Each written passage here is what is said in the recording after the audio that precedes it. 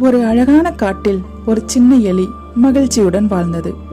காட்டை சுற்றி எலி தினமும் பயணம் செல்லும். எதற்காக என்றால் இயற்கையை ரசிப்பதற்காக. ஒரு நாள் அது நடந்து சென்று கொண்டிருந்த போது தவறி ஒரு பெரிய யானையின் காலடியில் விழுந்தது. யானை கோபமாக சொன்னது, "நான் யாருன்னு தெரியாம என் காலடியில் வந்து விழறியா?" என்று. எலி அச்சத்துடன் கை கூப்பி சொன்னது, "தெரியாமல் தவறி விழுந்து விட்டேன், மன்னிக்கவும் யானை. நான் என்றாவது ஒரு நாள் வாய்ப்பு கிடைக்கும் போது நான் உங்களுக்கு உதவுவேன்" என்றது. யானை சிரித்தது, "நீயா, எனக்கா?" என்று. சில நாட்கள் சென்றது. யானை வேட்டைக்காரர்களின் சதியால் வலையில் சிக்கியது. யானையை யாரும் கண்டுகொள்ளவில்லை. பாவம். அப்போது சின்ன எலி அங்கே வந்தது. வலையை கடித்தது. கடித்து கொண்டே இருந்தது. முடிவில் யானை விடுவிக்கப்பட்டது.